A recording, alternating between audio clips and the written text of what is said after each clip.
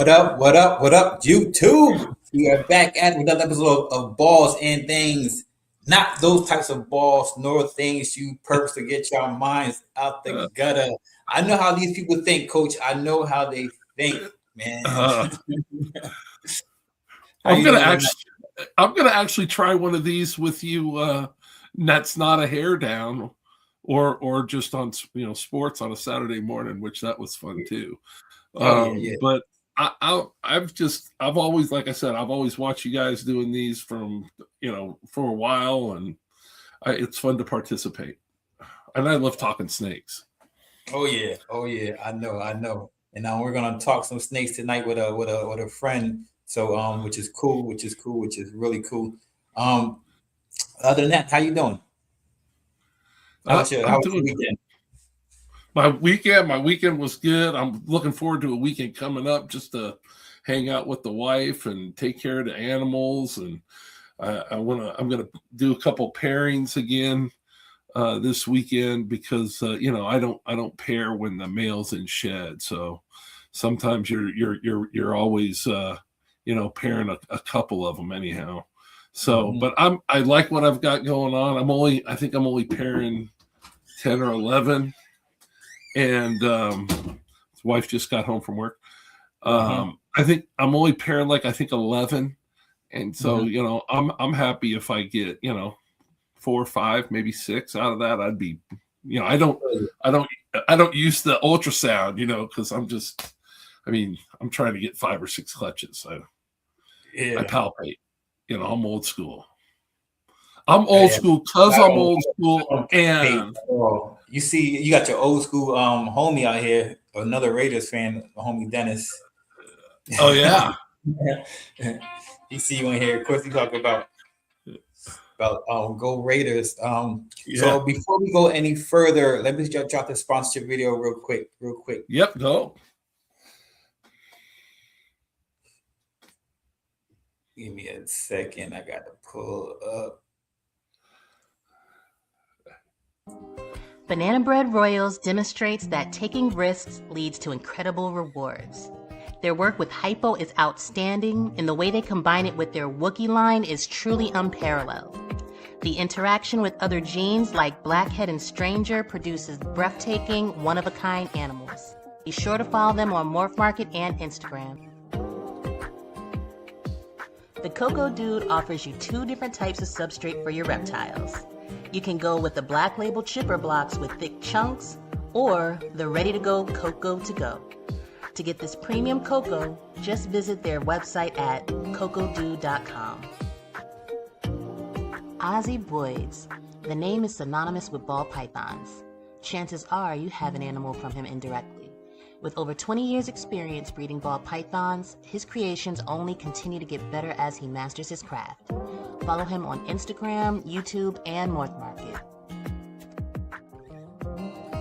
Lindworm Exotics specializes in a multitude of reptiles such as ball pythons, dual boas, coastal rosy boas, and false water cobras, to name a few. They are dedicated to providing the public with well-adjusted animals with superior quality. Follow them on Instagram and Morph Market. Bashcoda Reptiles keeps and breeds a dozen species of pythons and boas, specializing in premium ball python morphs, and is an authorized distributor of Go for Cocoa substrates. Be sure to catch Craig's weekly videos on Instagram for tips and insights. A journey of 1,000 miles begins with a single step. At Mantooth Captive Bred Reptiles, our motto is simple: live your dream. Ninja Balls is more than a breeder, he's a creator. He's the innovative thinker that brought you the Kiki Ball.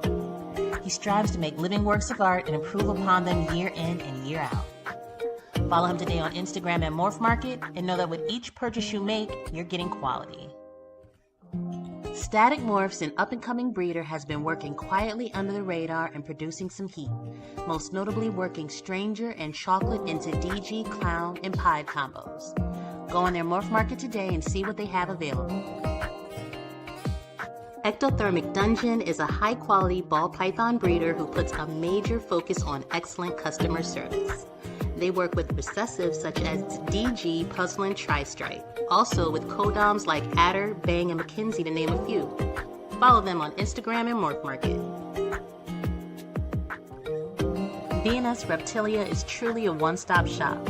Check him out for colubrids, boas, bloods, ball pythons, and more. He also services the tri-state area with his rat breeding and is a PA distributor for Chipper and Coco to Go. Follow them on Instagram and Morph Market. Lindworm Exotics specializes in a multitude of reptiles such as ball pythons, duomoral boas, coastal rosy boas, and false water cobras, to name a few. They are dedicated to providing the public with well-adjusted animals with superior quality. Follow them on Instagram and Morph Market. Black Box Reptile Cages should be your go-to for high-quality reptile enclosures and rack systems. They offer versatile hatchling and adult racks that work with both Vision and Freedom Breeder tubs, as well as a wide range of terrestrial, arboreal, and bioactive cages. Located in Beaufort, Georgia, Black Box Reptile Cages offers local pickup as well as ship and freight. Check them out at blackboxcages.com and use code WhiskeyBomb25 for 5% off. Selected Reptiles works with a wide range of genetic combos, including Hypo VPI Xanthic, DG VPI Xanthic, and Zebra, but where they stand out is their work with Monsoon, Monarch, Sunset, and other high-end morphs. In addition to reptiles, they produce premium feeder rodents delivering to Florida, Georgia, and North and South Carolina. Make sure to use promo code WhiskeyBomb5 for 5% off any snake. Check them out on Morph Market or reach out directly. From fur to feathers, Fuzzy Acres has your feeder needs covered. Whether you're looking for frozen rats, bulk rabbits, or harder to find feeders like quail and guinea pigs, they've got the stock serious keepers rely on. Visit fuzzyacres.com for clean, healthy feeders that are frozen and shipped with care. Remember to use code WhiskeyBomb10 to save 10% on any order, and as always, enjoy free shipping on all orders over $300. Grant and Mary of Rec Room Snakes have been breeding ball pythons and Woma pythons for over a decade. They're staples within the ball python realm and most notably known for their work with the paint mutation and putting it to multiple codoms and recessives to truly unlock its potential. Please give them a follow on Morph Market to check out their incredible animals and on Instagram to keep up with their projects. Ninja Balls is more than a breeder, he's a creator. He's the innovative thinker that brought you the Kiki Ball. He strives to make living works of art and improve upon them year in and year out. Follow him today on Instagram at Morph Market and know that with each purchase you make, you're getting quality. Bone Daddy Serpents is just getting started in the ball python industry, but he has major plans involving high-end genes such as Monarch and Sunset. Please keep an eye out on him because his passion and determination is going to take him very far within this industry.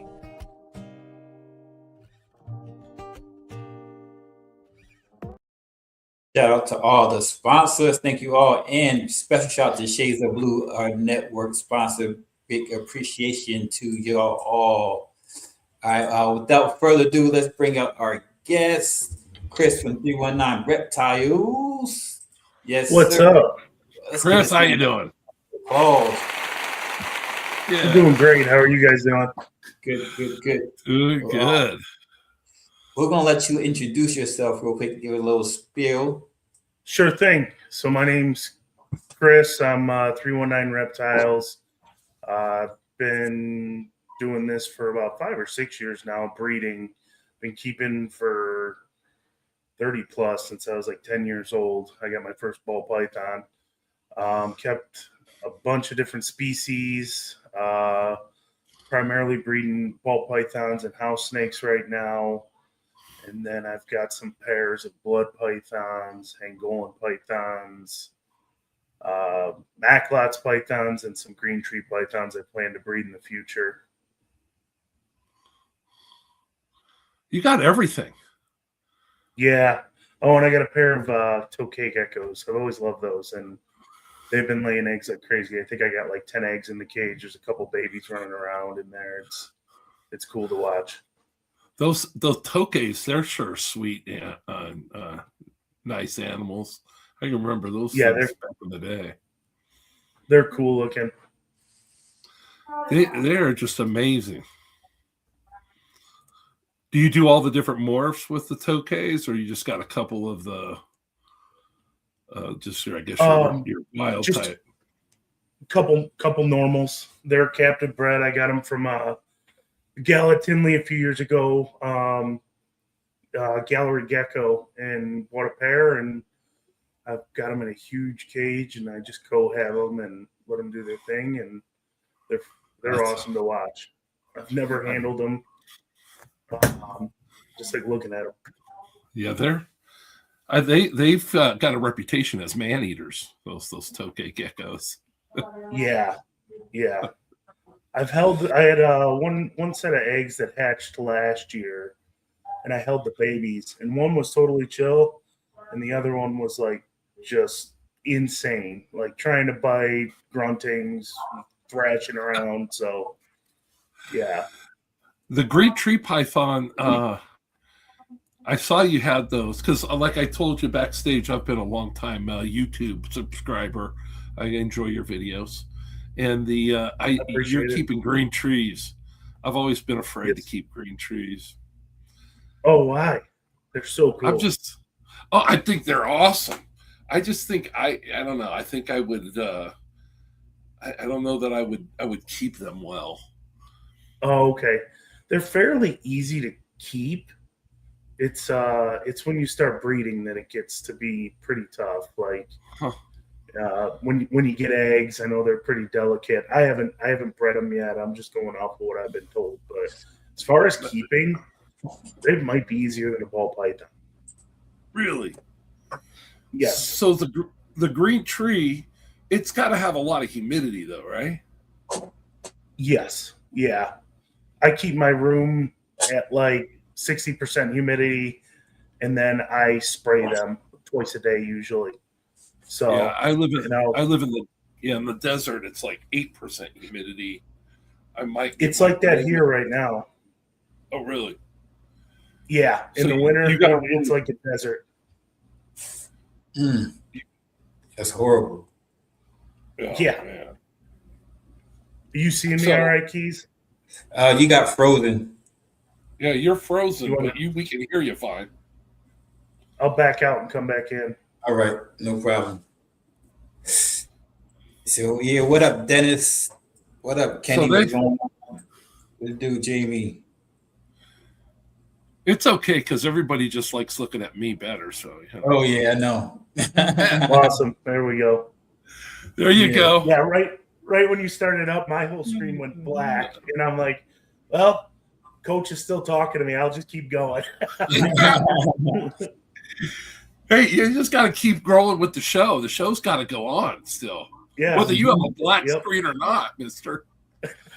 So the green tree's got to be kept pretty high humidity, right? I mean, you keeping I mean, I'm keeping them probably 60 to 80% humidity in their cage. That's a job. I keep like puppy pads in the bottom of their cage, and I'll spray those, and that'll absorb some water pretty good, right. And then kind of releases the humidity. One thing I heard from watching like Trap Talk, that's where I got all my information on green cheese, pretty much is just spraying them a couple times a day, like directly, so they can drink, because sometimes they won't go to their water dish. They'll drink off their coils. Mm-hmm. Yeah. Yep. I would love. But other than that, man, they're pretty cool. I'm really digging them. Have they grown up? Now. Are they? Okay, go ahead. No, I've only been keeping since earlier this year. So there was a guy local to me on one of the Facebook groups I'm in here in Iowa. He was looking to get rid of one, and I was like, all right, pretty skeptical because sometimes you find these people on Facebook and it could be nightmarish, right? So, Yes, Right. sir. and he ended up being pretty knowledgeable. He used to keep like venomous, but then he moved to Iowa and couldn't keep venomous here, so he kept only his green trees, but he had too many and not enough caging, so he was looking to get rid of one. And so I bought that off him. I've been quarantined it, taking care of it, and then he reached out to me again later on and said, "Hey, I'm getting out for good. You want the rest of mine?"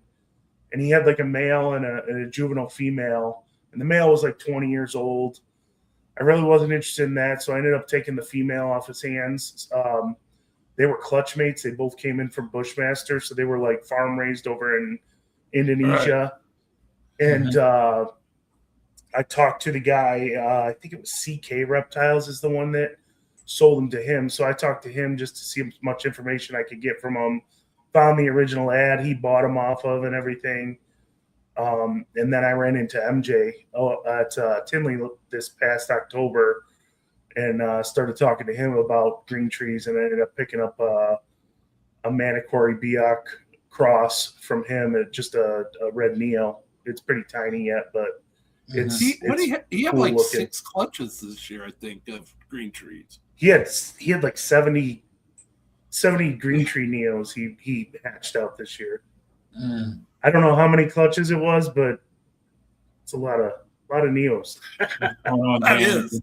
That's why I only do 5 or 6 ball pythons, because those, I'm coaching, I'm working, I'm, having fun, and yeah, that's a lot of babies to take care of.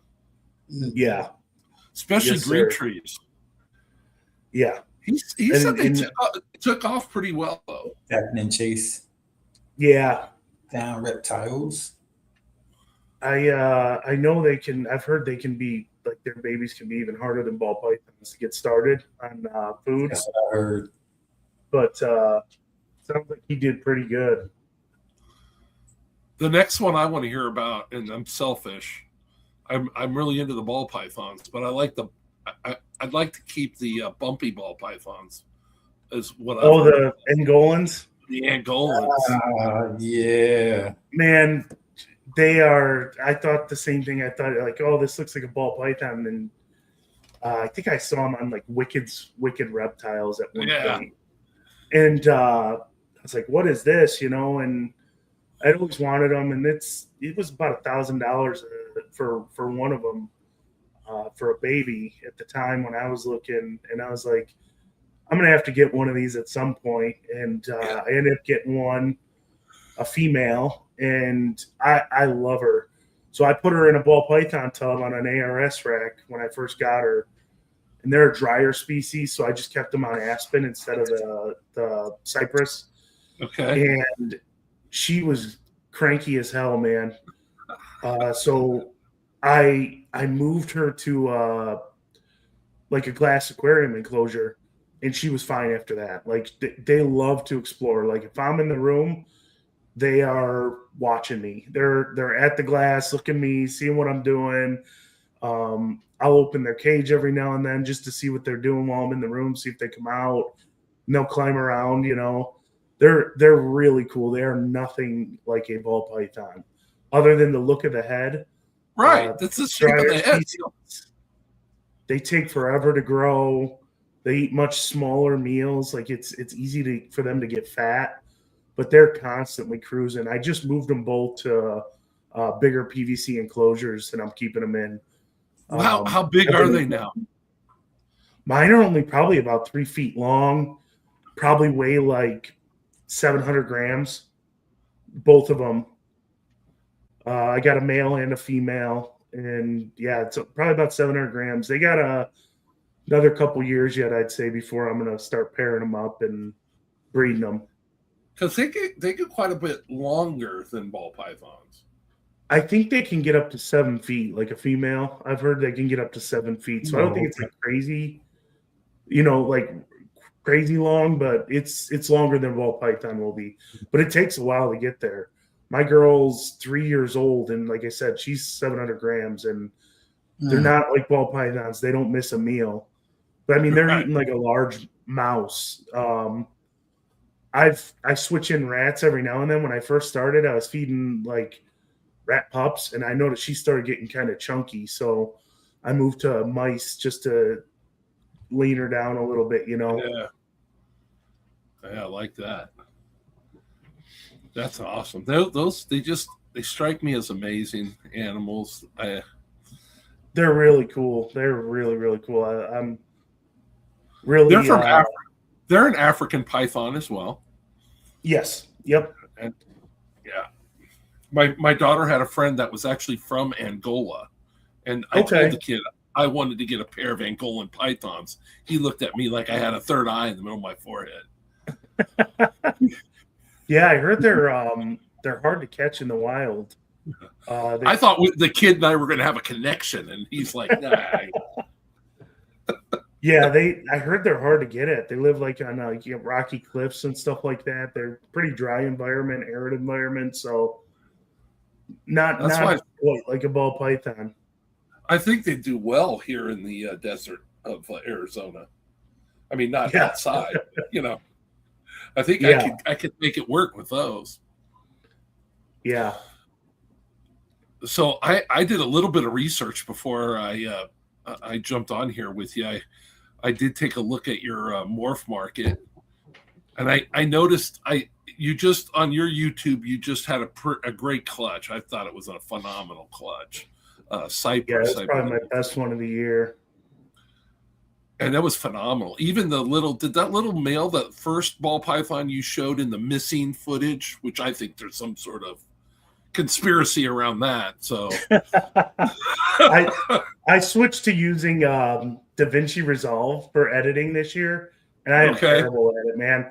I constantly accidentally delete stuff. I still don't know what I'm doing with it. So I was up at like 1 a.m. the night before finishing up that video, and I was like, all right, here we go. I'm going to upload it, set it to go, and go to bed, and then went to work. I came back the next day, and I started watching it. I'm like, what the heck? I was like, all right, I'll release another video of deleted scenes early next week just to show off the rest. It's just awesome to know I'm not the only one, because you see me. Anything on my channel, anything on my YouTube channel that looks remotely like I knew what I was doing, my daughter did it. So I got nothing. Yeah, I was pretty psyched about that Cypress Clown clutch. I'm happy with that one. I have questions. Okay, number one, that first male you showed in the deleted scenes, that was a Cypress. You think that has Russo in it too? I think so. Yeah, just with all the white that I'm seeing around the alien heads. Yeah, I think so. I will tell you what, if it doesn't have Russo in it, it's an amazing example of the Cypress gene. Just amazing. Yeah. Well, I don't know if you saw the female in that first video. She is like, I think I mentioned in the video, for almost 2,000 grams when she was gravid.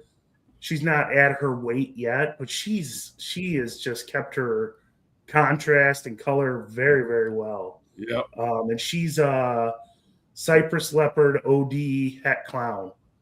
I got her from More Pythons, and I did see that video. I watched them all. So yeah, she's phenomenal looking snake for an adult. And not having like DG or any of your enhancing genes that are going to keep that color. I've been pretty impressed. So it's hard telling if like you said, it's a good line of Cypress that just keeps its color that way, or what it is. Yeah, I always believe, that the most obvious answer is probably you're not the only, you're doing a great looking clutch. It's awesome, but you're not going to pop out like the best looking Cypress ever seen before. I mean, I think you're right. I think it's got Russo in it. I mean, a Super Russo is supposedly the whitest bell. It's called the White Diamond or something. Yeah. Yeah. And it's got to be that for a reason. Yeah. I haven't produced any of those. I know the father I bought from BC's Balls. I think he's BC's Reptilia now. He's only doing colubrids and stuff. But I bought from him a few years back, and he was a red striped Russo clown, and he was phenomenal as a baby. He's browned out a little bit as he's grown, but still looks pretty good, you know. But paired with her, I was just very, very excited because she's probably one of my favorite females. I put him to a black pastel chocolate, pastel yellow belly het clown this year, and I got 0 clowns. So I ended up testing her just to make sure she was a hat for real, and she came back hat for clown. So I just got horrible odds on it, but I got some really cool hatchlings out of it. They came out really dark, so dark initially. I thought it was. I paired a Wookiee clown to her once last October, and I didn't see a lock. And I was like, all right, I'm going to throw the red striped Russo clown in there. He started locking in November with her, and so I just continued to pair him once a month throughout the season. I thought for sure it was going to be red striped Russo clowns, and they came out so dark the first couple of hatchlings. I was like, the Wookiee had to take this clutch. And I even sent it to the breeder I bought the Wookiee clown from. I was like, what do you think? He's like, yeah, I think the Wookiee took it. And I'm like, Jesus, one pairing, but I tested them all for Wookiee, and they all came back negative. Right. So I started looking into it more, and I started to like, oh, this looks like red striped Russo, because there's a black pastel female in there that looks just phenomenal. And I'm like, why? I was even showing it to Charlie at shedtesting.com. He's like, that thing looks really kind of reddish orange. And I started putting two together. I'm like, it must be a red striped Russo effect on it. Yeah. Well, the Russo gene was brought to us by Vin Russo. I mean, that guy knows he's does more with boas now, but he's a snake guy. He knows his stuff. Yeah. Absolutely. Yeah. I breed with Russo too. So that's one of my favorite Bell genes. I got he's a Russo double het clown paint that I'm got doing some work for me this year, trying to get some visual clown het paints. And I like you guys that using them, because Russo's been around forever, and Special's been around forever. And, the guys that are like, I'm going to just do my thing. I told you, those are the guys I gravitate to. And they just make phenomenal animals with those genes. And it's like, did nobody think of using these like this? Yeah. I got to say, the first time I saw, it was a Special Pompeii. The name's escaping me now, up in Minnesota, a breeder. JSA made it a few years back. Yep. And I was just enamored with that thing. And that's when I saw this Russo clown, and I was like, I wonder what Russo would do in a combination like that, So I was like, I gotta pick this guy up. So that was good on your part. I mean, the clutch was really nice. Now, in that first shot too, in the third one down, I believe it was the third. It was a visual clown, and I believe you thought it was a red stripe, maybe cypress, red stripe cypress. Yeah, I can grab them too if you want, but I got 3 clown babies there. I think that are like a red stripe cypress clown. Oh yeah, red stripe clowns are amazing. If you would like to show those, we wouldn't mind seeing them. Yeah, let me grab them.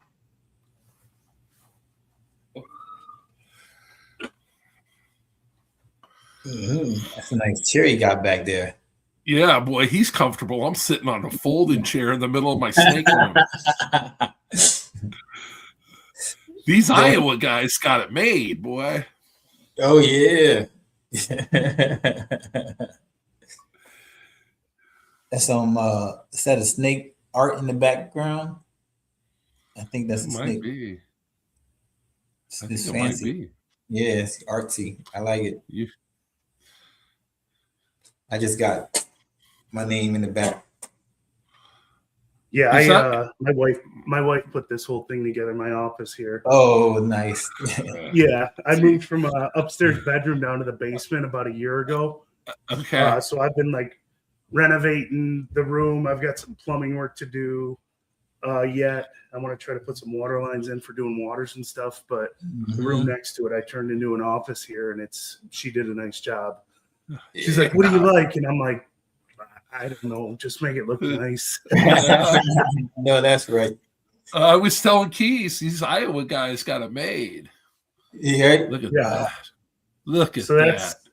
Oh, that I is nice. believe red stripe, cypress, red stripe, leopard. What are the other genes in it? Russo clown. I got two of these essentially. Yeah. They look exactly the same. They're not showing up They're very both well. Maybe if females. you should ship one to me and I'll be able to see it. Yeah. It like They're- kinky is. Man, Yeah. it's crazy. Doesn't it? Just amazing. And I Look at love you. the if you've seen, I don't know if you've seen a red stripe cypress, just a regular red stripe cypress, but they get like this gold band down the back, and I love this stripe down the back. That is amazing. Mhm. It's almost like it's black backed and it's striped. Yeah. Yep. And It's then this just is amazing.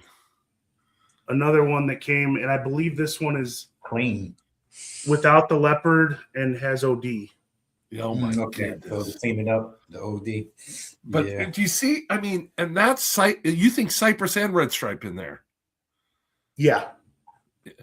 I don't that's know what what I'm saying. else in that pairing would bring in this like reduced pattern. Right. And that's the like thing is, what a red striped clown would bring in. Oh yeah. and there's no OD. lesser, there's no butter, there's nothing to kind of bring it, to the lighter side. It's cypress and red stripe. It's just amazing. I love what red stripe does in clown. It gives us a whole nother color palette, I think, in clown. Yeah. The leopard.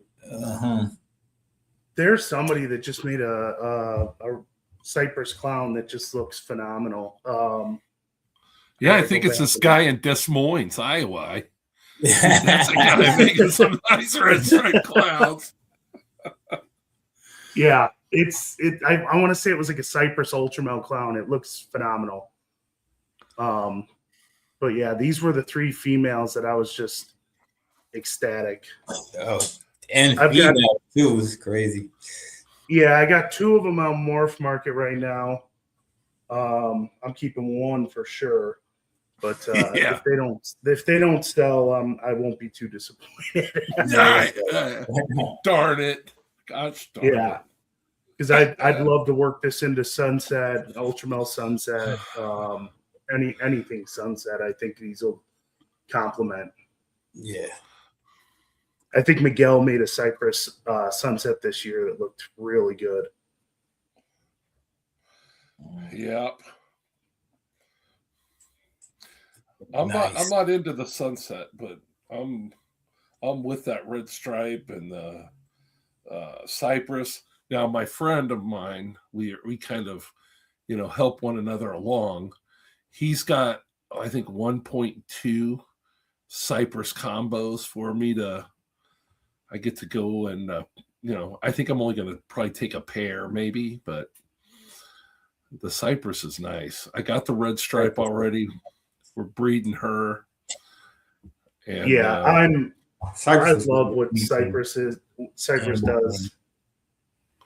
Well, now I wasn't even thinking cypress and red stripe together, but I mean, I can't wait to get those going. Have you seen just a regular cypress red stripe? No. I thought that's what didn't on your missing video. Yep. There was one on the video. I mean, for a combo with no recessives, it's really phenomenal and transformative. Tapping in. What is that one? Is that one a male or female? I did. I can't remember what that one was. Let me throw these guys back and I'll grab that one. Yep. Yes, sir. I told you it was a good one. I love cypress. Oh my That's one of my favorite goodness. things too. I don't got enough. I only got 2 animals with cypress in them. Well, that's what I don't even have them in the room yet. They're hatched and they're ready to go. I just have to go meet my buddy and say, all right, let me see what I get to pick from. It's like Christmas time, boy. Yeah, buddy. Now I've already seen pictures of stuff, but it's better. You know how it is, man. Ball pythons, Yeah, you people gotta see. don't do any snakes any justice Yeah, you gotta see them in person, man. unless it's enhanced, and then it'll make you disappointed. I love orange snakes, and they show up the worst on camera. I swear, like Yeah. the cameras just never pick up the oranges. I grabbed Mom too, just to show you guys how good she looks for. That's just amazing. Yeah, Like she's kept her colors and patterns so nice. Like I've been really impressed. Yeah. I produced a couple of leopard inchy fires that have really, they're the similar color tone, and pattern. They stay clean looking, nice. And then here's that red stripe cypress. strangers, right? And there's no It keeps like pinstripe in that.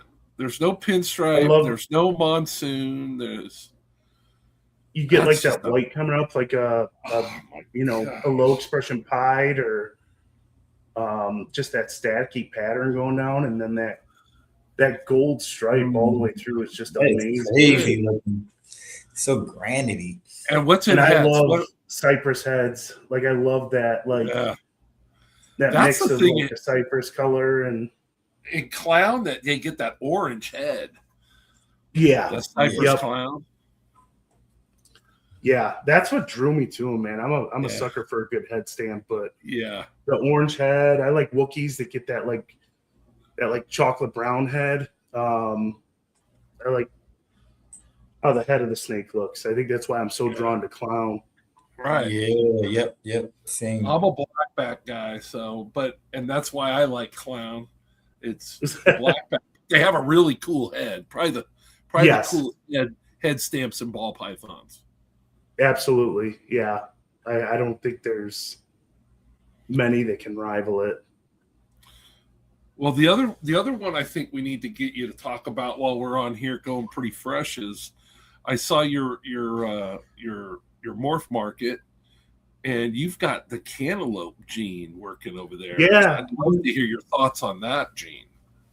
Yeah, I like it so far. I have one. I bought a male from NBK up in Canada, imported it, and I grew him up, paired him this past year, and I had him going to 2 different females. One was a normal, one was a het sunset, het clown girl. I was trying to make hets with cantaloupe, and my sunset clown girl ended up not going. The normal went, and I got 4 cantaloupe babies out of the deal. 2 of them look phenomenal. What really gets cantaloupe and enhances it is pastel and Iowa, Dennis. Pastel and yellow belly really bring out the cantaloupe. So I got the male I bought he was an Enchi yellow belly pastel cantaloupe. And I plan to just kind of breed that into, the projects I'm working. I'd really like to see what it looks like in like with dark genes like GHI. Mm-hmm. I love I think pastel GHIs look good. I think this could work with that, like a pastel cantaloupe GHI, because I can grab it. The pastel cantaloupe I made, I'm not sure if it has yellow belly in it or not. It's a male, but he looks phenomenal. And then I made the other one. While you get that one, I saw cantaloupe Enchi. I think that was a good looking snake as well. Yep. Yeah, I can grab those babies. I'll be right back. Oh yeah, definitely. Cantaloupe and paint would probably be nice. I think that's like orange. I like salt on my cantaloupe, just on the side note. Yeah, when I first I thought about it too. Then as far as like 318, 319, I wonder how close they are apart because I know that you that's your joint 318 reptiles. 818's got to be more towards the West Coast, right? I think. Oh, he's 318. 318. Yeah. Because he's 319, right? Oh, they got to be right close to each other. Oh, right? nah. Actually, Dennis is in Louisiana. That's why you're saying he's in Louisiana. Oh. And Chris is in Iowa. Louisiana, my the guy who coached the defensive line for the Raiders for quite a while, Howie Long, John Matuzak, all those guys. He played at Louisiana State University, was a defensive lineman there before going on to play for the These Chicago guys are in shed. Look at that. But this is a female Enchi cantaloupe. So you can see really like back by the tail here on the side, that kind of clean, peachy cantaloupe color there. That's what it brings in. I'm a huge Enchi fan, so as soon as I saw those, I was like, "Oh yeah, that's something else." I don't think this one has yellow belly or pastel. No, I can show you what that. Man, they are all four of them are in shit. I got 4 babies here with cantaloupe. It looks like all of them are in shit. Here's another one. When you show them off. Yeah, here's another one. You can see just that clean color that comes in at the bottom there. I'm gonna send you a link, Dennis, to Coach's page. And then let me see if there's pastels and shit. Yeah, of course he is, but I think he looks the best out of all of them. I really like the contrast to the blacks. Yeah. And then the cantaloupe you can see down at the bottom, but his blacks are much darker than. Is that the one you have up on Morph Market? I have all 4 of these up on Morph Market at the moment. That's what I'll probably end up. I had I was hoping that Sunset Clown was going to go for me, and I was going to keep those babies just to get the recessive hats in there. Yeah. But this is the copy of Dad. So this is a cantaloupe, yellow belly, pastel, Enchi. That's it in it. But I love this guy's blacks. You can see just a better contrast with just the pastel in it, I think. But I really love that's amazing. What it does to the snake. I know Antoine. He kind of sold me on it when I was talking to him at Tinley about it and some of the things they were seeing with it. So I was pretty psyched about it. I'm going to work it into a few different projects here. Like I said, I'm going to start off with Sunset because I just think the oranges in it are going to complement Sunset well. NBK and Antoine, I think they made a super cantaloupe that looks really nice. Oh, man. So that's where to go, man, the supers. And it does get brighter with age. Like the father that looks just like this, he's probably, lighter colored than this guy. And he's 2+ years old now. I like it. I'm digging it. Mm-hmm. Yeah. There it is. Yeah, it really brightens up the sides of the snake and then even the back. Yeah. It's not as clean as the back, but it does brighten it up as it ages with each shed. I like it. Can I have a vote for a project with the cantaloupe? Yeah. Can I just throw it out there? I'm thinking, do you dare put that in with that red stripe and cypress stuff? That might be cool. That might be cool. Yeah. Come on, man. I think it would be. Yeah. I think it would be. You know where I think it would do well with too is zebra. Oh. Yeah. You like it with Enchi, you like it with zebra. More so. Oh yeah, if you like it with Enchi, you'll love it with zebra. I don't have any zebra, but I'm psyched to see it with that. I know Antoine made I want to say like a calico fire cantaloupe, some stacked one this year that's had hypo or is hypo, and it looked phenomenal. Oh, I think he had it at Tinley in March, I want to say, or I'm sorry, October. But yeah, it was a nice snake.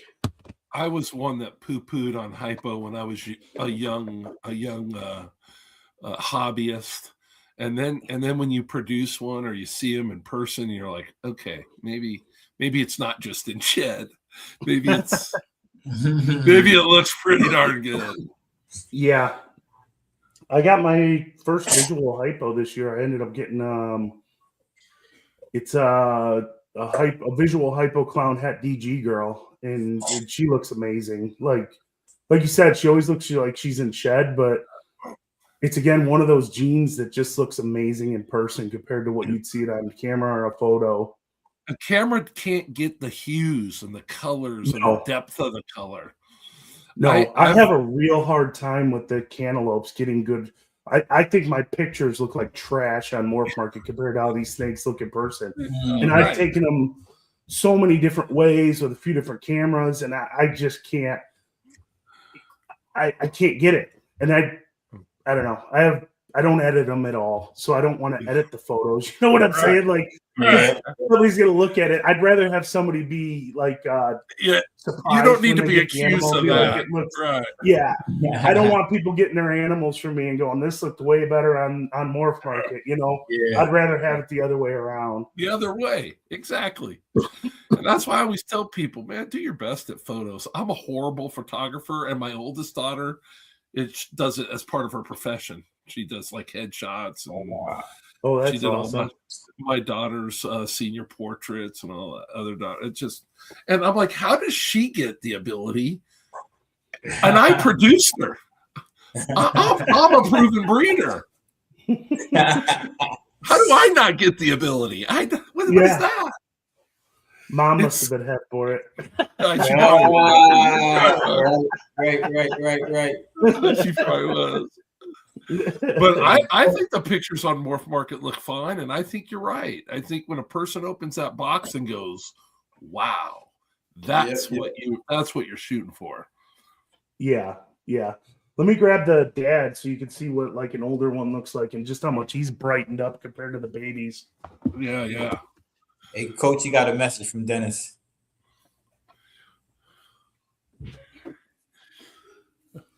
Definitely.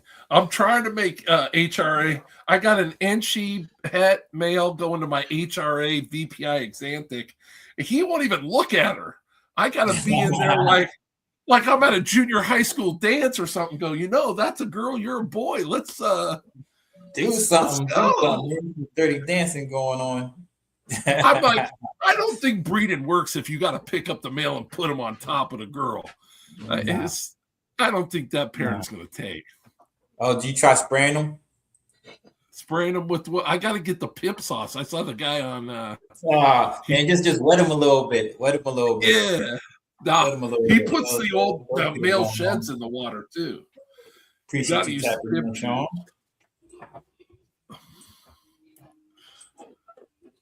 Look at that. Mm-hmm. Yeah, that's convincing. And that's a dog. Look at that. Oh, color's yeah, nice. I love, and like I said, I love the head stamp. It's like a heart. I'm a sucker for a good head stamp. Yeah, no, that's the ball python game. I mean, yeah. I just like that we got a lot more people thinking about, let's not just make pretty babies. Let's make pretty adult snakes. Yeah. That's what I think we really got to do. Yeah, I can't disagree. That's a pretty adult ball python right there. Mm-hmm. Yeah, I've been impressed with the way it's brightened up over time. Yeah. I mean, with every shed, this sides here get brighter. So I got to imagine the super form's only going to do more for that. And that's what's in that? Cantaloupe and what else? Cantaloupe, pastel, Enchi, and yellow belly. Okay. So the yellow belly, I think, is giving you the high white sides like that. Yep, it's giving that flaming coming up there. Yeah. And But then with the darkness on the top, pastel that and contrast is nice. I mean, you look at like what it does to the pattern too with the pastel in it. I love it. Like that other male I showed earlier that unfortunately was in shed. He's got like this same pattern, that pastel cantaloupe. I just love the contrast it brings in with the pastel too. It really does. That's the thing. The contrast is what's important. You know, that's a really nice looking snake. I like that. Yeah, I've been happy with it for sure. And I can't, like I said, I can't wait to work it into clown, work it into sunset. I think it'll look really good with DG. One of the projects I'm working is DG paint. So get that into it eventually. I think it'll look pretty good. I still vote for the red striped cypress one though. I really do. I have to do it. You got to. I'm going to bother you until you do. God darn it! I got to look at my plans here, my breeding plans. Who I got her going to this year? I want to say I've got her going into sunset. I want to say I got a sunset clown going to her, or a clown het sunset going to her. That's just amazing. That's beautiful. Mm-hmm. Yellow belly, everything. It is nice. Yeah. I know a lot of people when the gene first come out, they were like, it's, like everybody does. They all want to poo-poo on you in this deal. Oh, yeah. They said it was like, is it just like an orange dream? Should we put that to bed now tonight as well? I don't know. I mean, that looks a little bit different. I think you need like a super orange dream to make that much orange on the sides and that bright. And I don't even know if it's going to be that clean. Yeah. It looks different to me. And I know that with the genetic testing, there'll be something that they can look at, but I was around in this hobby. I still remember when I posed the Inchy and Cinnamon are a lilac, and I thought people got mad at me. I was like, wow, I didn't think that was that sensitive subject. But yeah, they didn't want to hear that. Boy. That's where people are going to poo-poo it, but to me, for the attitude I take with that is it's my job to put it into combos that are going to make people, eat their words, essentially. And all we can do is the work, right? I mean, all we can do is the breedings and the work. That's all we can do. Yeah. And then let's just see where the cards fall once we do the work. And, poo-pooing it, you're going to miss the boat, poo-pooing it. That's how I missed hypo. I've made like a couple of visual hypos now, and now I want a hypo clown, and I think I want a hypo, a little VPI Xanthic, and it's just the hypo is nice. And if it does turn out to be something else, it's a damn good version of it, right? So right. I mean, do the work. If it were like a high OD or something, like it's a good line of it then. Right. And if you love it, that's what matters really. Yeah. I'm all for doing what makes you happy. That's a beautiful animal. It really is. Yeah, I've been definitely pleased with it the way it's aged, so I'm happy with it. I think I'll be putting it in some pairings here in the coming years that'll, enhance it even more than what it is. And you gotta do the super too, I think, on the super camera. Oh yeah. My plan is to definitely keep at least one of those females now. And then eventually try for that super here in a couple years when she's ready to go.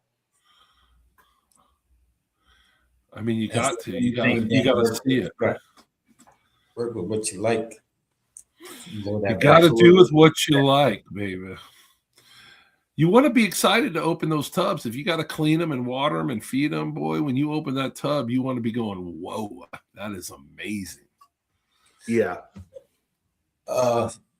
Who else is working with cantaloupe in the U.S. that you know about? There's nobody that I am aware of. I haven't seen anybody else with anything out on Morph Market.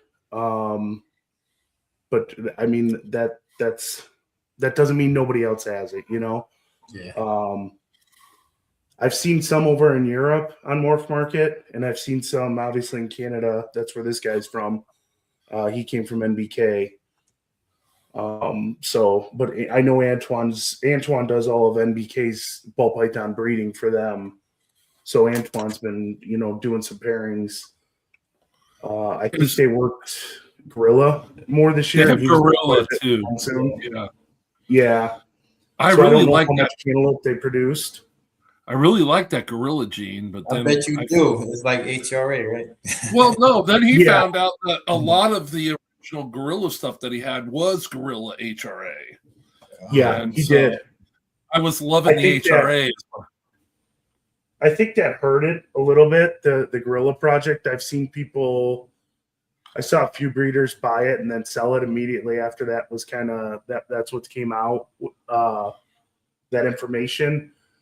But I know Antoine's done an update video, and essentially what he's saying about it is by itself, it's not crazy transformational, but over time, it kind of really enhances dark genes and the darks in the snake. Right.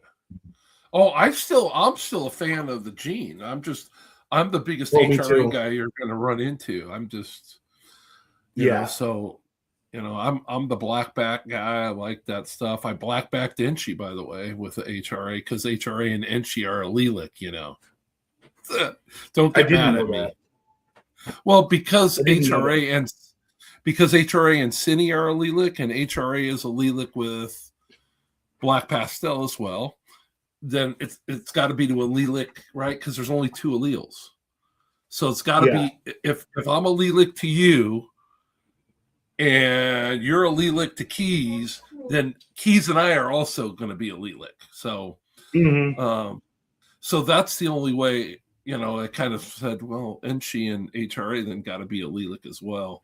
So I've made that pairing, and it's blackback too. It's nice. But enough about HRA. Hello. Say hi.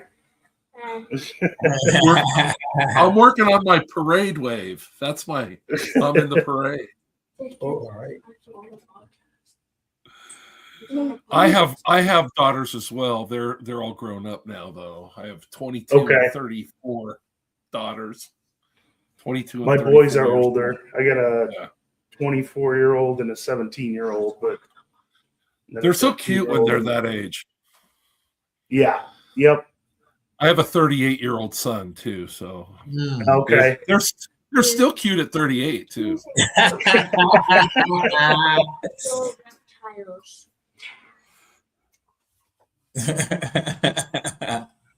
Does she help Dad with the snake room, or is she just I'll look at a pretty snake when you got one?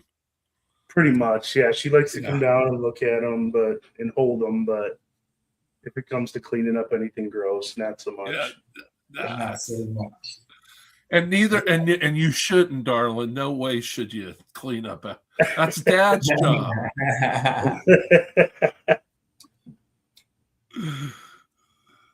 That is something, that cantaloupe. I like that. Anything else you would like to talk about in your collection? I know I saw you do house snakes too. Those are kind of catchy lately. Yeah. Those have been catching on for sure. I really haven't had to post them on Morph Market much.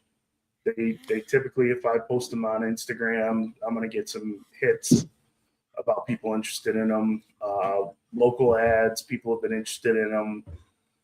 Doing like the meta ads on Facebook and stuff if I throw pictures of them in there. So I've had a few people ask me about importing them to Canada or exporting to Canada, South Korea. And they're not a CITES animal, so I haven't done that yet. So that would be my first venture into exporting, but they've been definitely a hot species the last year or two, I'd say. And you have For gaining that popularity. KZN, the KZN red thing. That Yeah. those are, Yep. I can grab a couple of those. I'll be right back. Yeah. sure. You do the house snakes yet, Keys? No, not yet. Not yet. I do the United States house snake. The Yeah. Yeah, the ball python. I do the bull snakes. They had small rats. I fed them Oh. like legit small rats the other night. They're huffy. Oh my goodness! And they're just like, don't touch me. Don't touch me. Yeah. I don't know about bull snakes. They're fine. I mean, when they're little, they're really hissy and bitey, but even when they bite you, a ball python bites you harder than a bull snake. Oh wow! And then a lot of bull snakes when they strike, they're just a bluff. They don't even open their mouth. They just pop off your. Like that night that I said I got bit, that was just a bluff strike. It didn't bite me. Bluff strike. It just hit me with its head. Oh, it headbutt you. Gotcha. Just headbutt you. Yeah. Just go a little WWF old school on you and headbutt you. Not in the head either. Bull snakes and gopher snakes in Cali. That's what's up. Yeah. We used to catch gopher snakes in California. I love the gophers, man. And we have them here, and you can't sell indigenous animals, so I didn't want to play that game. Beautiful. So this one's 100% pure KZN red. So the KZN reds, basically, they're going to get more red as they age. And is that a locality? Yes. Yeah, it is a locality. It's not like a morph or anything. So they will get more red as they age, and they typically don't have much pattern on the sides or anything. Now, this one is a KZN. It's known as a stacked albino. So this is a visual T positive and T negative albino, and it's that locality in KZN. So mixing those with the Cape house snakes, which are like your brown house snakes, right? That's where you kind of bring in the pattern. Okay. So this is the male I have doing a lot of work for me this year, just to get that double visual. And then the one I'm probably most excited about is this female here, and she's a newer gene called Bushveld albino. Okay. And they come in like bright orange. Holy cow! Yeah. And their eyes are orange too. Like they're really, really cool looking. Yeah, they are cool. So I'm very excited to grow her up and get her breeding. My plan right now is to pair this stacked albino to her and make triple hets essentially, and see what a triple visual albino looks like with these two. Right, because the Bushveld is its own separate line of albinism, but that's T negative, right? And then the other one is the other T negative albino, plus it's got T positive on top as well. Correct. So you'll make triple hets. Yes. What do you feed It'll be het for every albino that you could even think of. These guys are eating pinky to fuzzy mice. I got a giant of a male. He's bigger than any other house snake I've seen. Like typically the females are bigger, and this guy's bigger than any female I have, and he's eating like a hopper mouse. So they don't get like huge. Dennis wants to know, are they python? They are. They're basically like the garter snakes of Africa. Okay. Right. They are. I don't even think they're considered colubrid. They're like more closely related to elapids which is like the cobra's genus, than a colubrid or a python. But they act like little Burmese pythons, man. Their heads look pythonish. They are. If you end up going on like they got like a Burmese python head. If I could get them to turn with me here. Like with the eye stripe, like you were saying. Yeah. Come here. The KZN, that is like completely patternless. Yeah. I'm into pituotas too. So we do patternless and we do locality stuff. And I love the Pituophis. Yep, he sells them, Dennis. You just can't. I can't legally own them technically here because they're native.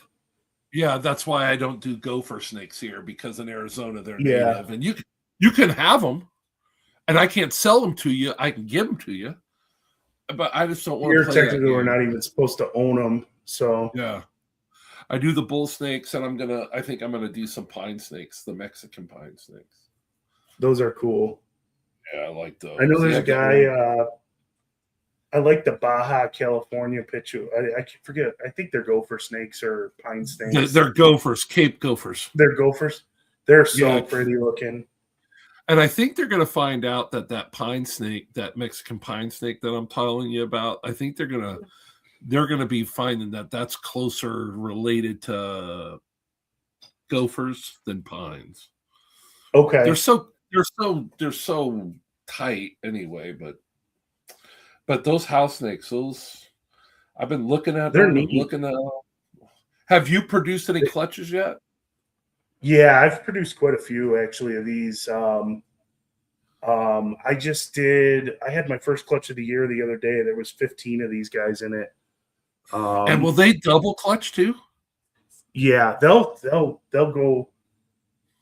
You can't do it every year, but the females could put out like 4 clutches a year. I've heard from people. I've never done that. But they just breed like crazy. They're popular. Like they never stop eating either. Like I'll feed the day one lays a clutch of eggs, and they take it and eat just fine. They eat through the gravid cycle, everything. They're really a cool species. I would argue they're better starter species than a corn snake. They're probably more handleable than a corn snake. They act more like a ball python or a python. When you're handling them, they eat well. Like you might have trouble getting the babies on frozen thawed, but not very often. But once they're adults, they'll eat anything. And you got to see them when they eat, they wrap, man. They wrap it like 5-6 times. Like they are coiled around it. You can't even see the rat or the mouse. That's what I've heard, that they are just ravenous eaters. Yeah. Let me grab that big one. I'll show you. He's a giant. Yeah. So this is the link to his page right here. On Instagram? Yeah, okay. Yeah. He also has Morph Market under his 319 Reptiles. And he has a YouTube channel as well, but I'll let him tell you. I'm a longtime subscriber. Yeah. So this was kind of cool that I got to meet him kind of, on this. I've been watching his videos for quite a while. That's what's up. Look at that. Yeah. So this guy's no KZN red. He's just a normal Cape house snake. And you can see the eye stripes on him. Yes. It looks like a python head. Yeah, they do. They act like I said. I love them because they're like a corn snake. They eat like a colubrid. They just never. I never had issues with them eating, but they act like pythons, man. They're cool little species. I've been pretty impressed with them. I got my first pair. This guy actually from Brian Barchuk. I got, I think, a 1.2 from Brian Barchuk, and then I bought a 1.1 KZN red pair from a local guy here around me. Okay. And then this girl is one of his babies, so she's a T positive albino. And she's 2 years old now, but she's pretty big. So what I'm going to try and prove out is that this, I don't know if he has some kind of gigantism gene, because this is like ginormous. So I'm curious to see how big she gets eventually. And it looks like she's in blue right now. Her eyes are all blue. But yeah, I talked to somebody who had purchased one of his babies off of me, and they said it was pretty big. I just asked them, like, is it bigger than normal? And they had said, yeah, it seems pretty big for a male. So I'm curious to see if that's something that passes on to his offspring. That's the Volta house snake, I think, right there. Yeah, something like that. It's neat though. And Volta is a locality ball python. So Correct. Which stands from talking to Warren at Bushveld, because he's like one of the experts in house snakes.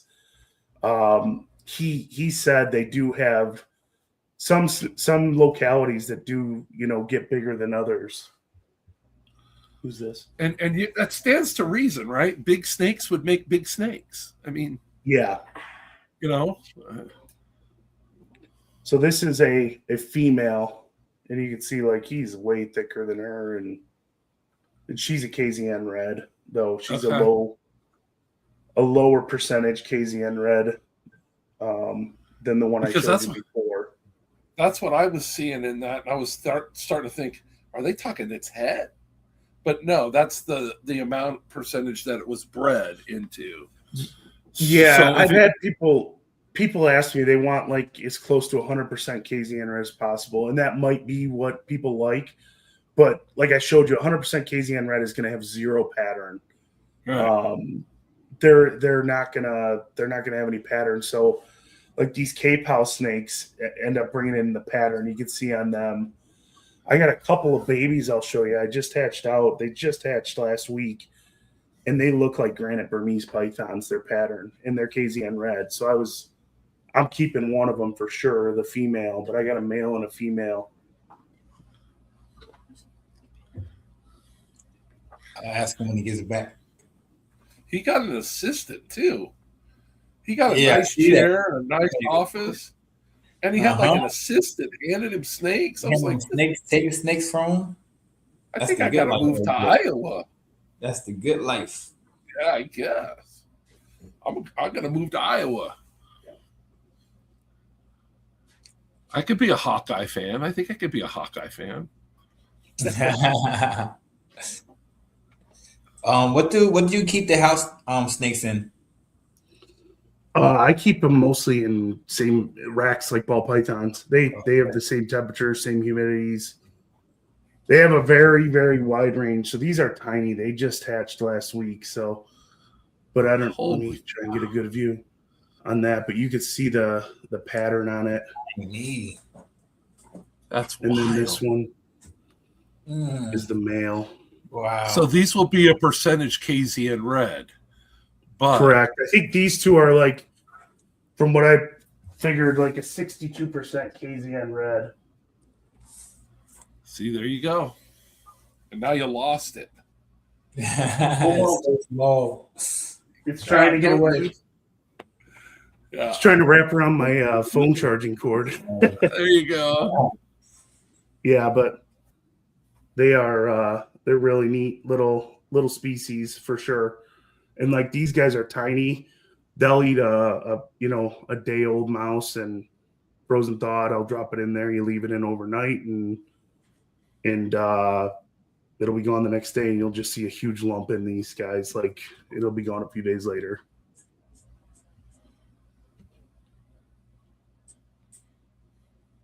Super tiny as well. How do you sex them that small? I pop them.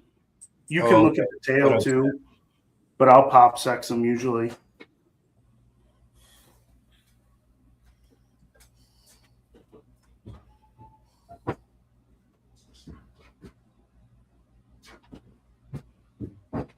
They kind of look like a little like Antaresia. Is that what they are? Antaresia, the like children's python or spotted python. Children's pythons, yeah. Yeah, but they're not as girthy. It doesn't look like. They look like they might be a little longer too. It's just a really interesting snake,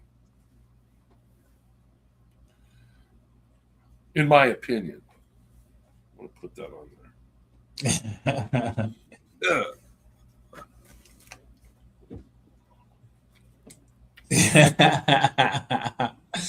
Yeah, just like a ball python.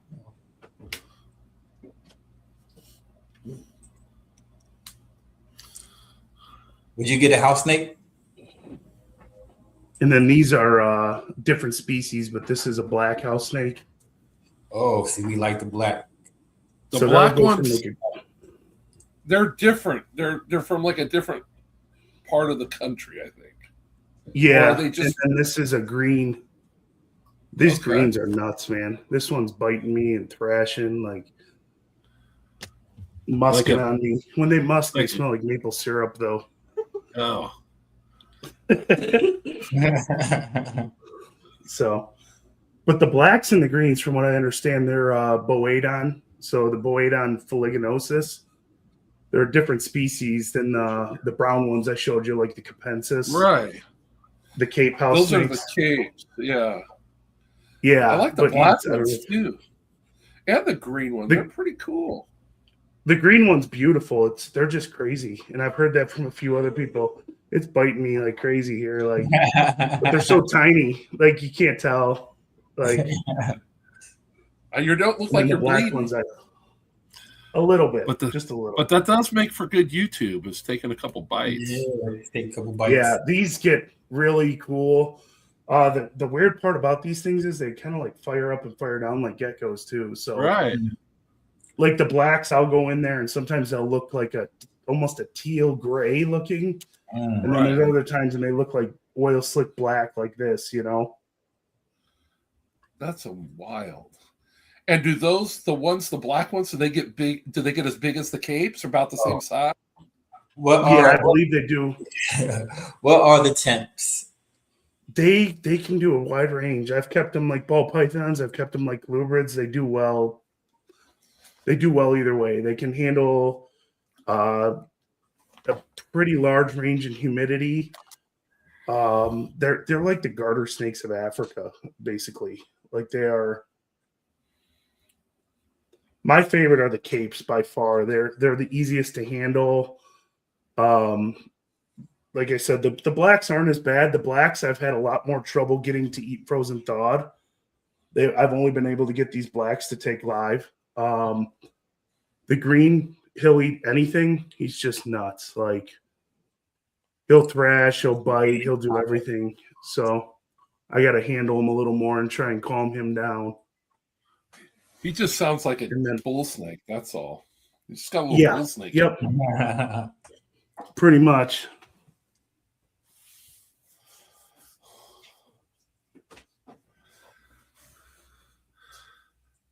That's What's pretty. up, I mean, Vince? he's got everything over there. Mm-hmm. That's how you do it. Nice variety. Dennis needs one of each. See, I'm mostly ball pythons over here. I'm like in the 90s, I think, for ball pythons. Yeah. But they all eat frozen thawed. I start my babies on frozen thawed mouse hoppers. I have snakes in here and never seen a live rodent. Which is wow. Never seen a live. They wouldn't know what to do if I stuck a live rat in there with them. They'd probably just do like me, scream and run the other way. So there's the bumpy ball python. Nice. Yeah. So that's my female Angolan.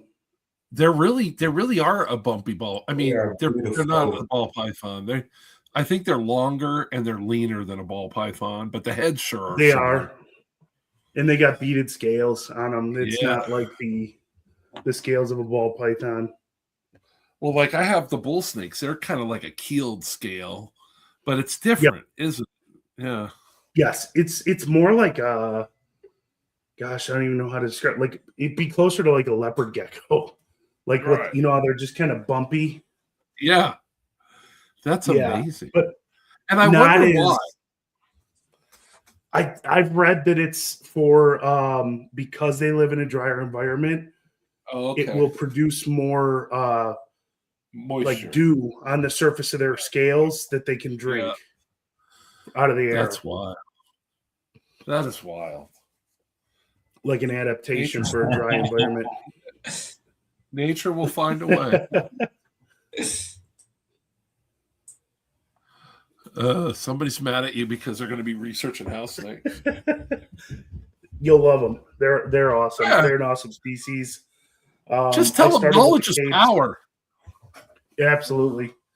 I started with the capes, and I fell in love with those, and then I kind of branched out this year and got some of the blacks and the green. The green are really hard to find. I've had a bunch of people ask me about it, but they're hard to find. I ended up getting a 100% pure Zambian green from Bushveld earlier this year, and I could only get a male. So I'm on a waiting list for a female too. So I'm hoping by the end of next month to have a female that I could start growing up. Just like any other snake guy, as soon as you kind of get into them, it's like, yeah, I got to have all of them. Yeah, and then they don't take up a ton of space. They can live in ball python temperatures. They can live with ball python substrate to ball python humidity. So it works out well in my reptile room to, keep those as well. They're a lot of fun. They have localities, so you can kind of like mess around with the localities and mix and match and see what you can get out of them. Like I know mixing like your Cape albinos and the greens, you get the butterhouse snakes and they look phenomenal. I don't have any to show you, but if you look them up, they're either like a neon orange or a neon red. They're like phenomenal, whether you go T positive or T negative into them. And it might have hypo as well, but they probably have 10 different morphs, maybe even more. There's a marble one that Bushveld has. It looks like a monsoon ball python. And then he's got the Bushveld albino. So you've got the morphs, you've got the different colors, you've got the localities. It's a lot of fun. There's a lot you can do with them to mix and match and see what you get. Kind of like there's there's like a striped locality where you'll get more stripes in the pattern and whatnot. Oh, my daughters brought me something to show you guys here, so they wanted me to show this guy off. Oh yeah, Red Neo. This is that one I got from MJ. Yeah, he's a Maniquari and Biak cross. Next thing you know, you're going to have rain chambers over there and everything else. Yeah. Try and get a good view of his head. He's a good looking guy. Yeah, he is. Mm-hmm. And I don't know if it's a guy or girl yet, but I'm pretty hooked on him. Kush Reptiles did a 2-part video on his snake room. It was pretty cool. Oh, really? I'm gonna have to check it out. I think I saw it. I think I have it like saved and bookmarked on my YouTube, but I haven't had a chance to watch it yet. A lot of times I'm doing stuff while I'm cleaning in the room, so I'll just listen to things and put it on in the background. But like I said, I've been renovating the room, the basement here. I just redid the flooring this summer, all the trim work. I got a bunch of new sea serpents racks this summer. Just kind of cleaning things up, making it, get some nice equipment. I'm going to have a wall of 3x2x2s for Angolans, Maclots pythons, and green tree pythons. So just trying to make things look nice. So I, enjoy being down there. Oh, heck yeah. If you don't love it, you won't go. Exactly. You want to be comfortable. You want to stay there. That's your your other life. I'm sure you spend more time down there outside of work than anywhere else. Oh yeah. Yep. Oh, go ahead. It's amazing. Like cleaning up a bad day at work, you come and clean up snake poop, and it makes things all better. All better. Like I'm not even joking. Like it's something therapeutic about just doing that mindless work, going in and looking at every animal you have, playing with them, holding them, and I don't know. Yeah. It does it for me. It's cool. I call this room all the time. This is my Zen garden in here. It's where I come to come back to center. So you plan on vending any shows soon? I don't know, man. I might. I got to see how. I don't think I'm going to have as big of a season this coming year as I did this year. Mm-hmm. I'm guessing probably like maybe 6 ball python clutches. I'm hoping like 6 House snakes. 6 house snake clutches. So we'll see. I don't know. So far, I've been able to move everything on Morph Market. I've got a background, like a banner. I've got a tablecloth because I was doing last few years. I stopped doing them this year, really. That like local educational shows. Mm-hmm. I had quite a few more species I kept of like lizards and stuff, and I kind of rehomed a lot of that when I was doing this kind of redecorating of the reptile room and trying to really get down to what I really want to keep and breed. So I don't know. I don't have displays yet, so I haven't really.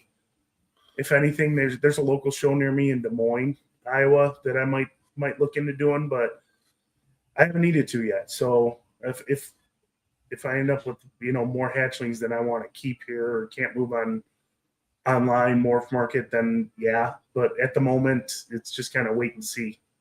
Okay. I like going to the shows more, anyways, and looking around and talking to everybody. Yeah. I don't know how I'm gonna like being stuck behind a booth all day for 2 days. Right. I go to our local shows here, and I'm friends with all these guys. I've been seeing them, and they'll ask me, "Hey, stand behind my table so I can go do this or go do that." And I'm like, I don't like giving up my freedom. I like to be able to. Yeah, it's fun going to Tinley, being able to walk around, leave when you want, come back. It's kind of nice. I want to do Tinley in October this year if I can swing it. I've never been. I grew up in Tinley Park, Illinois. So I grew up in the Chicago area. And I've lived here for almost 11 years now in Iowa. But that's like a home show for me. Like I grew up going to that show. When I told you earlier when we were talking backstage that I kind of got back into it in 2006, 2007. I remember going to Tinley and seeing piebald ball pythons for the first time, and I was like, "Oh my god, these are amazing!" And they were out of my price range. I was there to buy normal, so pastel was a big deal back then. I kept colubrids in the 90s, milk snakes, king snakes, some corn snakes, stuff like that. But I used to go to our local show in the 90s. I can remember a guy brought a picture. He had just like a photo album, and he had a picture of a piebald ball python. This was late 90s. He wanted $20,000 for that snake, and he didn't bring it to the show. It was you just had a photo you could look at. Freaking crazy. And it was just a regular pied. Yep. Yeah. $20,000. If you listen to some of the guys who were doing this stuff back in that time frame, it was just like they didn't even think about stacking genes. It was just like get the next gene, pump it out, and move on to the next one. Well, I've heard Sean Bradley that did this for quite a while, but I remember hearing him on his podcast talking about we just buy as many female normals as we could, and then you're going to put that male pastel to 10 of them, or that that male pinstripe or whatever and just as many as you could make and just sell them for top dollar. Yeah. Yep. It was definitely a different game back then. Dustin got his start from buying with the piebald ball python. Yeah. And everybody thought with the ball python everybody's like, it's a mystery. And it's like to guys that are old, like me, that are 60 and we're keeping and looking at corn snakes, did the same thing in the 90s. Boy, corn snake combos, we're talking thousands of dollars for some of these animals. And for the corn snakes. And you see what the corn snakes are selling for today. So we don't not know what's going to happen. There's been a history and that'll show you what's going to happen. And so I just think that we need to be a little bit more responsible when we're breeding our ball pythons. I think we should breed our ball pythons, but I think it's time to start thinking about, am I going to be able to place all of these ball pythons? Yeah. And I think sometime in the next few years, you'll see that curve change. You know what I'm saying? We're going to get to a point where enough people drop out or enough people breed less and the demand spikes, and you'll see it come back. And that's what I always say. The people that are going to benefit in the ball pythons are the guys that just keep going. Yep. Because we've always got something in ball python that's exciting. I mean, always. For all the time. Yeah, go ahead. Go ahead. Sorry. Oh, I was just saying, is the longer you go, I mean, and been around this, you just see that there's always something that is going to be, exciting. Even genes and morphs and different combos, like the ones you just made. Those, I think, Cypress red stripe clowns are going to be like people's radars now. I mean, I know they're on my radar. Yeah, I'm pretty impressed with them. Like, I'd love to see that combo with a Pompeii. I think it'll look phenomenal.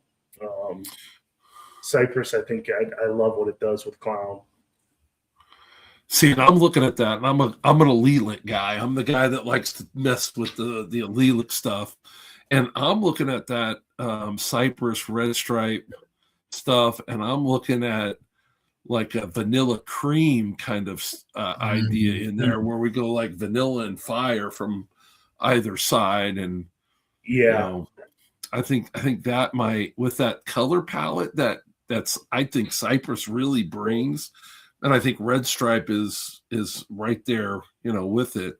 It's like I've always said about Orange Dream and Enchi. They're not allelic, but darn it, they're kissing cousins. They do a lot of the same stuff. I know a lot of times you'll see like an Enchi Orange Dream will look like a super Orange Dream. And I just think I think the genes are kind of doing the same kind of stuff. And I would agree. But so that's why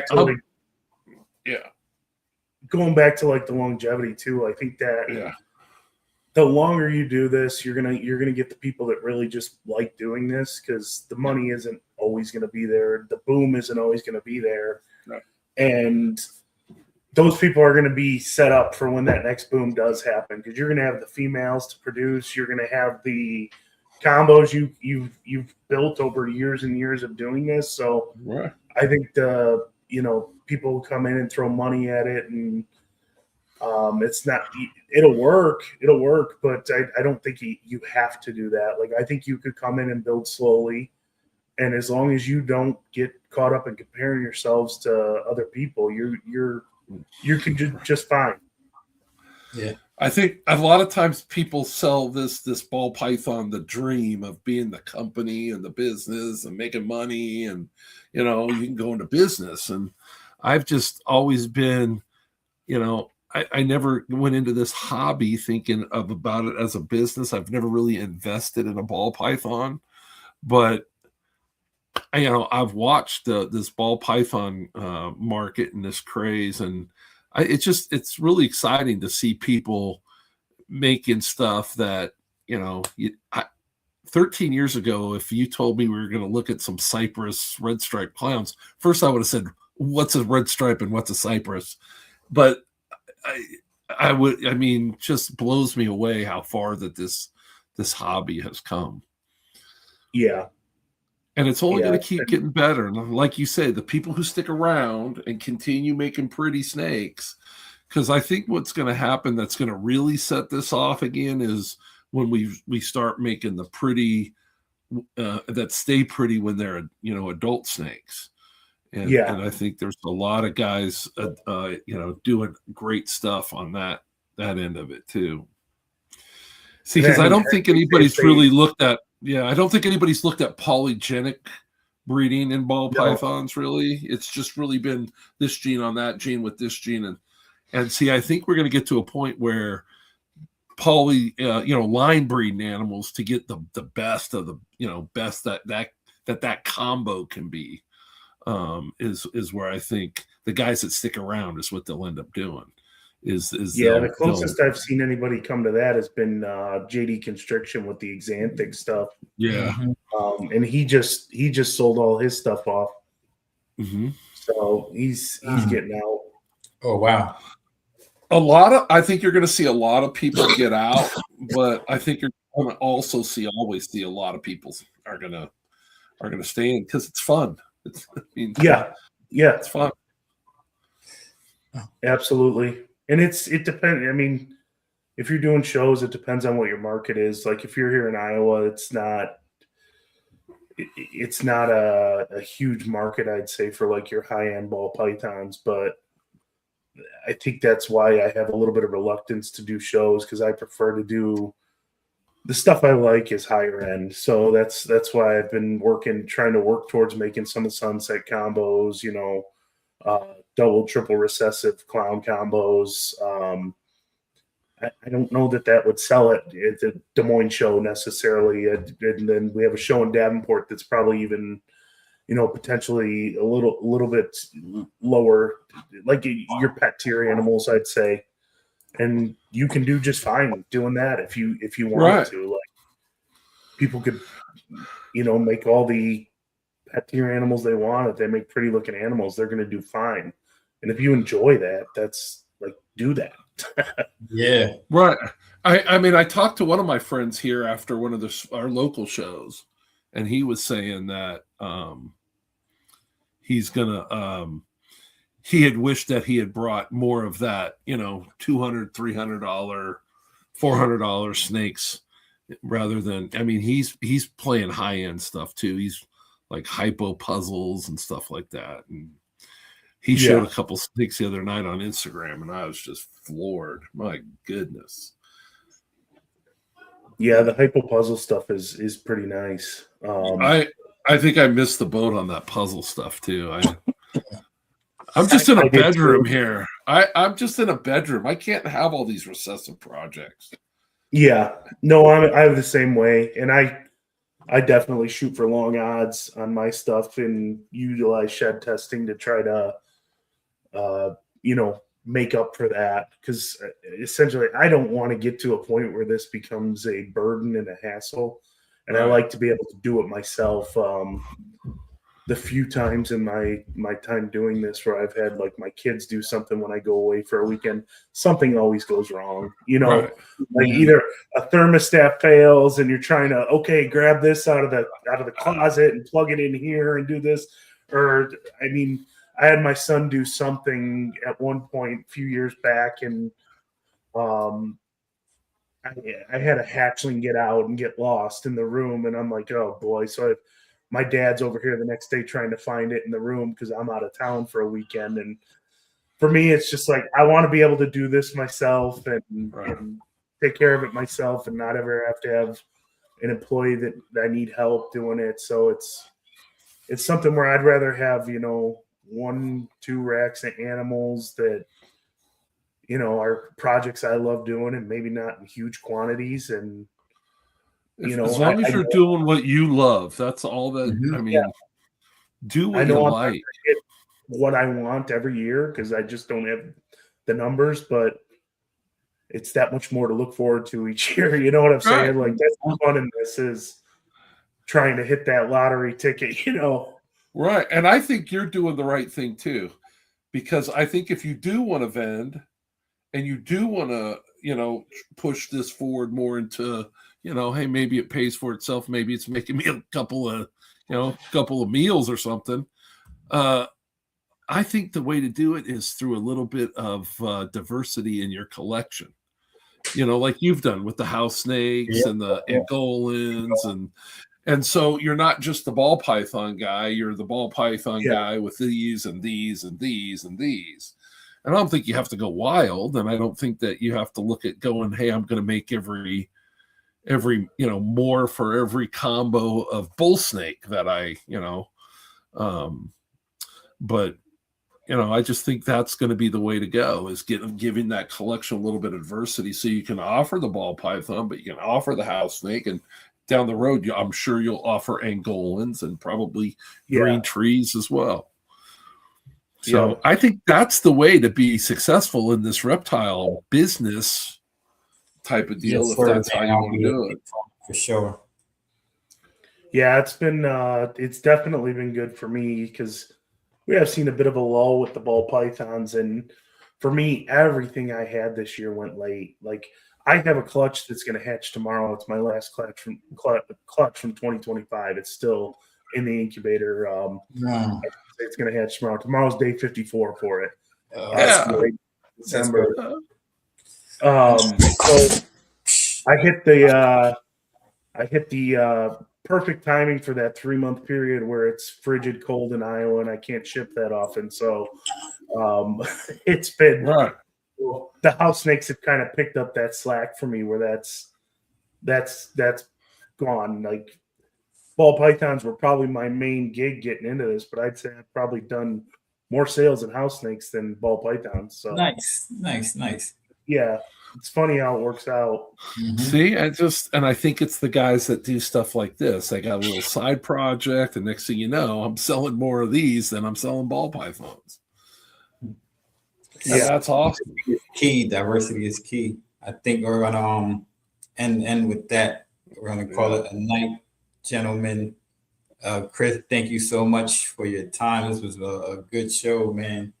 Yeah, Coach, thanks for having me. It was fun. Oh yeah, absolutely. Anything you want to say or plug? Oh yeah, hit me up if you guys are interested in any Cypress red stripe clown stuff. Yeah. I got them available.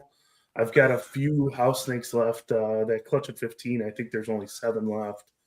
I think you're gonna get harassed by my man Dennis about some house. And then yeah, follow me on Instagram.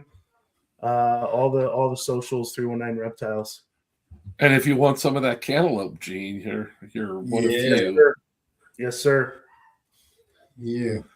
Well, that's awesome. Coach, you want to say anything? I just want to thank Chris for coming on the show and answering all of the questions. This interrogation, I think, went pretty well. Yeah. You had me worried. I saw that online earlier. Oh no, what do I add myself into? I meant interview.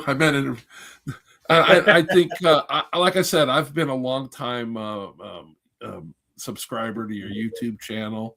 I think you I ought appreciate that. you ought to plug that too, and your Morph Market page. And I just think that I applaud the stuff you're doing, man.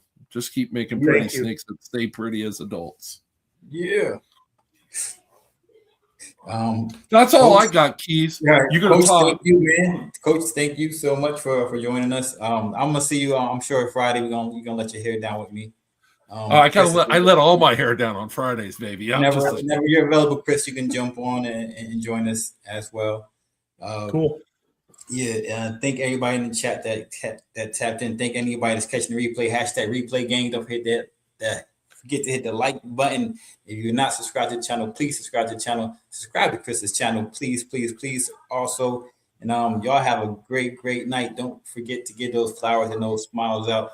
Call your loved ones, not because you just hit a clutch or because you had a bad day. Call them because it's the right thing to do. Call your mother. Get the fuck off my phone. We are out.